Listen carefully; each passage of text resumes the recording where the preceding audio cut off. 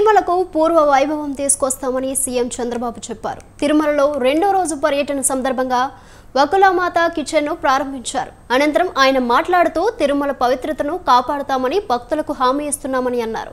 తిరుమల లడ్డూను ఎవరూ డూప్లికేట్ చేయలేకపోయారని అన్నారు. ఎవరు ఎన్ని విధాలుగా ప్రయత్నించినా ఆ రుచి రాలేదన్నారు. తాము అధికారంలోకి వచ్చాక ప్రసాదాలు పరిశుభ్రతలో మార్పు వచ్చిందని చెప్పారు. శ్రీవారిని తలుచుకుని ఏ పని మొదలుపెట్టినా విజయవంతం అవుతుందని అన్నారు. భక్తుల సూచన మేరకు చర్యలు చేపడతామని చంద్రబాబు చెప్పారు. వకులామాత కిచెన్ ఇక్కడ ప్రారంభించడం చాలా సంతోషం. 1,25,000 వరకు ఏది కావాలన్నా తయారు చేసే అవకాశం ఉంటుంది. ఒక అర్ధ గంటలోనే ఒక్కొక్క ఐటెంను బట్టి తయారవుతాయి. ఒక హాఫ్ అన్ అవర్లో ఒక 18,000 మందికి ఒక ఐటెంని సరఫరా చేసే అవకాశాలు వస్తాయి. దీనివల్ల ఇప్పటికీ 3 కిచెన్లు వచ్చాయి.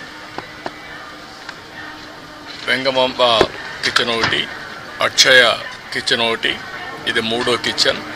ఈ 3 వల్ల 33 లక్షల మందికి ఏ టైంలో కావాలన్నా వంట చేసే పరిస్థితి వస్తుంది. అదే సమయంలో ఏది కావాలన్నా ఒక 30 నిమిషాల నుంచి మ్యాక్సిమం 30 నిమిషాల నుంచి సాంబార్ రైస్ అయితే 1 గంట 45 నిమిషాల వరకు అవుతుంది. దీనివల్ల క్వాలిటీ బాగా పెరిగే అవకాశం ఉంటుంది. ఎప్పుడు కూడా వెంకటేశ్వర స్వామి దగ్గరికి వచ్చిన వారు ప్రసాదాన్ని కానీ అన్నాన్ని కానీ ప్రసాదంగానే భావిస్తారు. అలాంటి భక్తులకి ఎక్కడ కూడా నాణ్యతలో ఎక్కడ రాజీ పడం.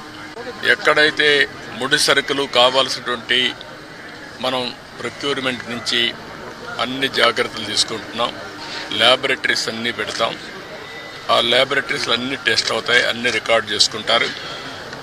అదే సమయంలో ఇక్కడ ప్రాసెస్ కూడా one of the best recipe. Venkateswara Swamy దగ్గరుండే లడ్డు ప్రపంచంలో ఎక్కడ కూడా ఎవరు కూడా రిప్లికేట్ చేయలేకపోయారు, తయారు చేయలేకపోయారు. దానికంటూ ఒక పేటెంట్ కూడా ఉంది. చాలామంది ప్రయత్నం చేసి కూడా ఫెయిల్ అయ్యారు.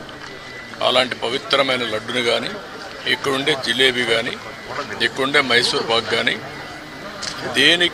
దానికి ఒక ప్రత్యేకత ఉంది. వడకు కూడా ఒక ప్రత్యేకత ఉంది. అలాంటి మళ్ళీ ఇవన్నీ కూడా టోటల్గా ప్రక్షాళన చేసి పరిశుభ్రత మీద కూడా ఎక్కువ శ్రద్ధ పెట్టమన్నాను.